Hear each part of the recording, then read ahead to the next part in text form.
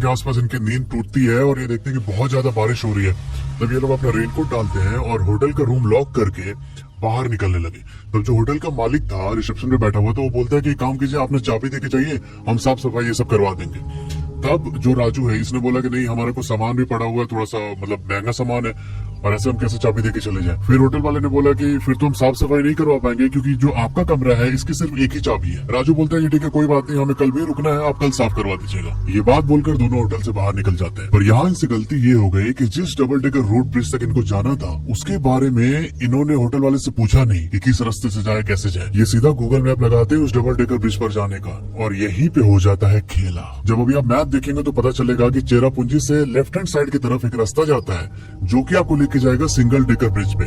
उसी single decker bridge के पास पहुंच गए फिर आप डबल डेकर ब्रिज पे भी जा सकते हैं। पर यहाँ पर इन दोनों ने गूगल मैप लगा रखा था और जो ये गूगल मैप है ये उस डबल डेकर ब्रिज तक जाने का रास्ता डायथलन फॉल से होकर सजेस्ट कर रहा था। अब दिन के 11 बजे ये लोग अपने होटल से निकलते हैं और रास्ते में जो भी रोड साइड पर फॉल्स वगैरह पड़ रहे थे वहां पर देखते हुए, फोटोज वगैरह क्लिक कराते हुए ये लोग बढ़ रहे थे उस डबल डेकर ब्रिज की तरफ। अब इसी सिलसिले में ये लोग माशो करके एक जगह है, I don't know if I am pronouncing the name correctly. अब जो ये माशो जगह था यहीं पर नीचे की तरफ इनकी पार्किंग थी। ये लोग अपना बाइक लगाते हैं और जो वहाँ के लोकल्स थे उन्होंने सजेस्ट किया कि यहाँ से आप नीचे जाते जाएंगे तब आप डबल डेकर ब्रिज की तरफ पहुंच जाएंगे। ये लोग वहाँ पर बाइक लगा के उस रास्ते पर चलना स्टार्ट करते हैं और ये रास्ता प्रॉपर सीढ़ियों से बना था और उसके दोनों साइड पर छोटे छोटे घर थे जहाँ पर उस जगह के लोकल लोग रहते हैं। अब सुनना आगे क्या होता है। अब जैसे ही इन लोगों ने उस सीढ़ी पर चलना स्टार्ट किया ना नीचे की तरफ, राजू का फोन बजता है। फोन पर था इनके होटल का ओनर। वो ओनर बोलता है कि सुनो, तुम लोगों का जो रूम है ना उसका वॉश बेसिन का टैप खुला रह गया है, जितनी जल्दी हो सके होटल आ जाना वरना पूरे टंकी का पानी खत्म हो जाएगा। यहाँ राजू ने बोला कि आप एक काम कीजिए, ताला तोड़ लीजिए रूम का। तब उस होटल वाले ने मना कर दिया कि नहीं, आपका एक्सपेंसिव सामान पड़ा हुआ है, आपने जैसे बताया था, हम तोड़े और कुछ गायब हो जाए रूम से तो फिर आप मेरे पे ब्लेम करेंगे। आप लोग 6 बजे से पहले आ जाएगा वापस, क्योंकि होटल के जो बाकी गेस्ट है वो भी अभी घूमने गए हुए हैं। जब वो लोग होटल आएंगे तब उनके लिए पानी अवेलेबल कराना हमारी रिस्पॉन्सिबिलिटी है। आपका वो टैप खुला रहा तो फिर कैसे पानी चढ़ेगा ऊपर। तब राजू ने बोला कि ठीक है, हम 6 बजे से पहले पहुंच जाएंगे। अब 1-1.5 घंटे तक ये लोग वहाँ के लोकल से पूछ के उस रास्ते पर नीचे की ओर जा रहे थे और फाइनली ये लोग अपने डेस्टिनेशन पे पहुंचते। वहाँ बहुत सारे फोटोज वगैरह क्लिक कराई और इसी बीच बिंटू की नजर अपनी घड़ी पर जाती है। ये बोलता है कि राजू 3 बज गए यार, हमें होटल पे पहुंचना वरना मालिक फिर परेशान करेगा। पर ये लोग एक बात भूल चुके थे कि जिस एक्साइटमेंट में ये लोग नीचे आए थे वहाँ पहुंचने के लिए इन्होंने करीब 3,500 सीढ़ियां पार की थी। भाई साहब, अब इन्हें पार्किंग तक पहुंचने के लिए भी उन्हीं 3,500 सीढ़ियों के ऊपर चढ़ के जाना है। इस पॉइंट पर होता यह है कि राजू और उसके दोस्त के अंदर ना थकावट भी हो गई थी बहुत। इन लोगों ने नोटिस किया कि जो भी टूरिस्ट वहाँ पर आए हैं उन सबने आज रात को वहीं पर अपना स्टे बुक करके रखा हुआ था। उस जगह से वापस ऊपर जाते समय ये दोनों अकेले थे एकदम। अब इनका मन तो बिल्कुल भी नहीं था कि ये ऊपर जाएं इस टाइम पर कोई ऑप्शन नहीं था इधर। ये लोग सीढ़ी पर चढ़ना स्टार्ट करते हैं। अब 1.5-2 मिनट चलने के बाद ही इनको थकावट होने लगती है। धुंध और कोहरे के कारण विजिबिलिटी भी कम होते जा रही थी। यहाँ पर जो राजू लड़का था उसकी हाइट करीब 5.5 फीट है और उसका वेट था 70 किलो। वही जो इसका दोस्त बिंटू है उसकी हाइट है लगभग 5'10" और वेट अराउंड 85 kg। राजू बताते हैं कि मैं तो जैसे जैसे ड्रैग करके अपने आप को ऊपर खींच रहा था, पर जो बिंटू मेरा दोस्त था ना, इसने एकदम गिव अप कर दिया। एकदम हाफ रहा, जोर जोर से सांसें फूल रही थी इसकी और इस समय तक इनके मोबाइल की बैटरी भी बहुत कम हो चुकी थी। ये जैसे तैसे अपने आप को पुश करते हुए 1 घंटा और चलते ऊपर। यहाँ पर एक पैटर्न समझना, जब भी राजू ऊपर चढ़ते हुए कहीं पर रुक रहा था, जो इसका दोस्त है बिंटू, ये इससे 10-15 मीटर की दूरी पर पीछे खड़े होकर रेस्ट कर रहा था। ये लोग एक साथ नहीं चल रहे थे क्योंकि बिंटू राजू के पेस को मैच नहीं कर पा रहा था। ठीक है, इससे कॉम्पेरेटिवली ज्यादा थकावट हो रही थी। ये लोग ऐसे ही थोड़ा सा आगे चलते, फिर रुकते 10 मिनट और फिर उसके बाद अपना चलना स्टार्ट करते। अब इसी सिलसिले में राजू बताते हैं कि जब हल्का अंधेरा हो गया था, धुंध और ज्यादा घनी हो रही थी, तब इसका दोस्त पीछे से बोलता है कि भाई रुक, मेरे से चला नहीं जा रहा है। तब राजू चुपचाप साइड में रुक जाता है। इसका दोस्त इससे वही 10-15 मीटर की दूरी पे था पीछे और चूंकि ये बार बार रुकना हो रहा था इसलिए राजू ने पीछे मुड़ के नहीं देखा। ये चुपचाप अपनी जगह पर बैठ जाता है और उसके दोस्त का वेट करता है कि जब ये बोलेगा फिर मैं आगे बढ़ूंगा। राजू यहाँ पर बैठ के सुस्ता रहा है और इसी दौरान जब राजू रेस्ट कर रहा था तो ये देखता है कि ऊपर से एक काला साया इसकी ओर चल के आया। राजू के पास आके उसने 1-2 सेकंड का पॉज लिया और फिर उसके दोस्त की ओर बढ़ जाता है। अब थकावट इतनी ज्यादा हो रखी थी कि राजू ने कुछ भी रिएक्ट नहीं किया। कुछ टाइम के बाद इसका दोस्त पीछे से बोलता है कि भाई चल अब चलते हैं। राजू फिर से चलना स्टार्ट करता है और वहीं थोड़ी देर चलने के बाद ये फिर से उसका दोस्त ने पीछे से बोला कि रुक जाओ, मैं बहुत ज्यादा थक गया हूँ। राजू फिर से रुका और वो सेम इंसिडेंट एक बार और रिपीट होता है।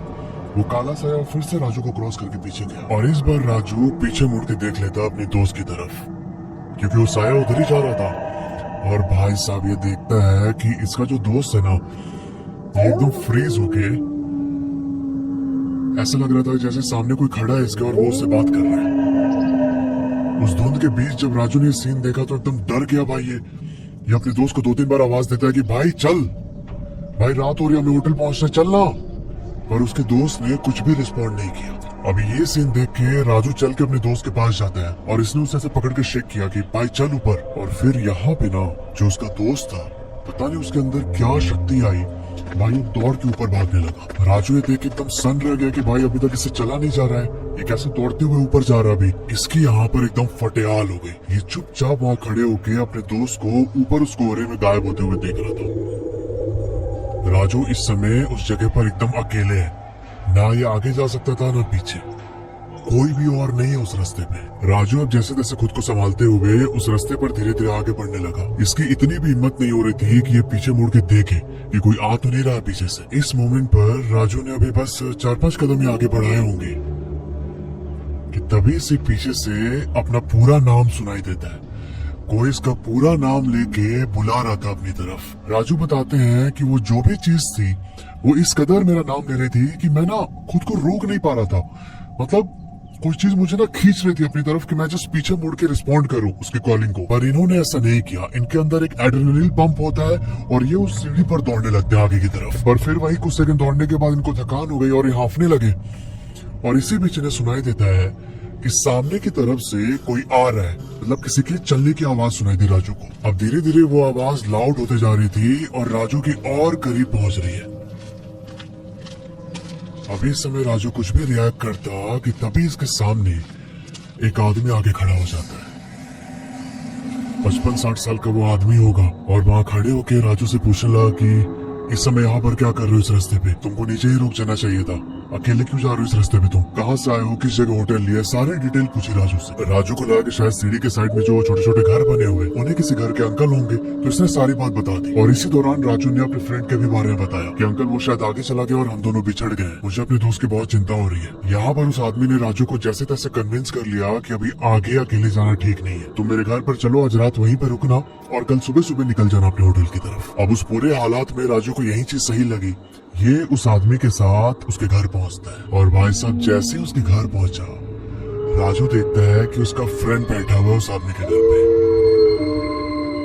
अपने फ्रेंड को वहां देख के राजू शॉक भी हुआ और इसे थोड़ी खुशी भी हो रही थी कि ठीक है, फाइनली मेरा दोस्त मुझे मिल गया। पर भाई ये ना राजू की बहुत बड़ी गलत फहमी थी। इसने अपने दोस्त से पूछा कि यार क्या हो गया था, तो तू ऐसे भाग के आगे कैसे चला गया और तू किससे बात कर रहा था ऐसे खड़े होके पीछे? तब इसका फ्रेंड ने एक शब्द भी नहीं बोला। तब इसने उस अंकल से पूछा कि अंकल ये आपको कहाँ मिला और कैसे आपके घर पे पहुंच गया? तब वो जो अंकल थे उसने भी कुछ नहीं बताया। वो अंकल बस एक ही बात बोल रहे थे कि आज रात यहीं पर सो जाओ तुम दोनों, कल सुबह सुबह जाना। पर राजू को यहाँ पर कुछ गड़बड़ लग रहा था और ये बार बार अपने फ्रेंड को पुश कर रहा था कि यार चलना यहाँ से। और ये साथ में अंकल को भी बोल रहा था कि अंकल हमें जाना होगा, होटल बहुत जरूरी है। पहले कुछ टाइम तो अंकल ने बहुत सेंसिबली समझाया इसे कि रुक जाओ, आज रात मत जाओ, खतरा उस रोड पे। पर जब राजू उनकी बात नहीं सुना तब उन्होंने बोला कि तुम्हें समझ में नहीं आ रहा है क्या, कहीं भी नहीं जा रहे हो तुम दोनों। और इस समय अंकल की टोन बहुत ज्यादा डरावनी हो चुकी थी। राजू अपने दोस्त को पकड़ता और बोलता है कि भाई हमें चलना ही पड़ेगा, यहाँ से चल, एकदम सेफ नहीं है।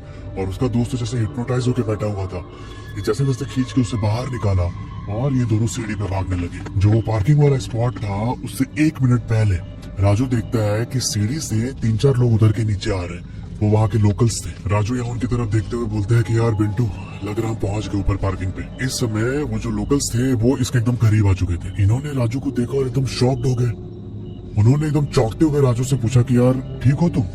राजू को यहाँ लगा कि शायद मैं तो लोकल नहीं हूँ और वो सरप्राइज हो गए कि यार कोई नॉन लोकल इस रास्ते पर इस टाइम पे कैसे जा रहा है। तब राजू बोलता है कि हम ठीक है और अभी ऐसा ऐसा हुआ हमारे साथ, हम दोनों ऊपर जा रहे हैं। तब जो 4 आदमी सामने खड़े थे ना, वो बोलते हैं कि कौन दोनों? ये वर्ड सुन के राजू पीछे मुड़ता है बिंटू की तरफ, मैं और मेरा फ्रेंड।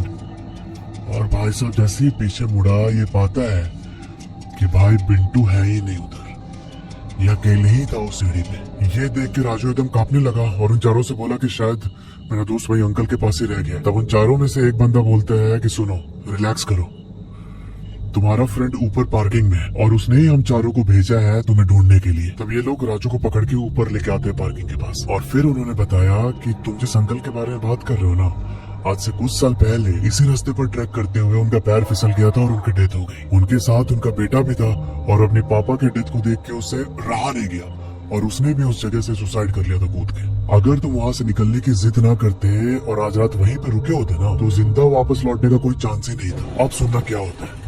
ये दोनों वहाँ से वापस अपने होटल पहुँचते हैं और राजू ने अपने दोस्त से पूछा कि यार क्या हो गया था, तो वहाँ किससे बात कर रहा था खड़े होके पीछे। तब राजू का जो दोस्त है पिंटू वो बताता है कि उस ट्रैक पर एक पॉइंट ऐसा आया था जब तू थक के साइड में बैठा हुआ था और मैं तेरे पास आया तो तूने मुझसे बोला कि ठीक है तू धीरे धीरे आगे बढ़, मैं तुझे कैच कर लूंगा। यहाँ पर जब पिंटू आगे बढ़ा थोड़ा सा तो उसके मोबाइल में नेटवर्क आया और ये अपने घर पर बात करते करते सीधा ऊपर पहुंच जाता है। मैं ऊपर पहुंच के तुम्हारा वेट किया बहुत देर पर तुम आए नहीं और फिर मैंने यहाँ के लोकल्स को बताया कि मेरा दोस्त नीचे रह गया और वो लोग फिर तुम्हें ढूंढते हुए पहुंचे नीचे। अब उस रात राजू की तबीयत बहुत ज्यादा खराब हो गई थी। इसने होटल के ओनर से थोड़ी दवाई ली और दवाई खा के सो गया। अगले दिन भी राजू और उसका दोस्त रेस्ट करते हैं, कहीं भी घूमने नहीं गए और फिर उसके नेक्स्ट डे ये लोग वापस सिलीगुड़ी पहुंच जाते हैं। अब देखो ये जो पूरी घटना थी ये क्लासिक केस है छलावा का। अब जो ये छलावा एंटिटी होती है जब आप इसके एरिया से क्रॉस करते हो ना तो ये आपके किसी जान पहचान वाले का भेष धारण करके या फिर उनकी आवाज निकाल के आपको पहले फंसाने की कोशिश करती है और अगर आपने रिस्पॉन्ड किया इनके कॉलिंग को या फिर एक बार इनके ट्रैप में फंस गए ना तो फिर ये आपका काम तमाम कर देते हैं।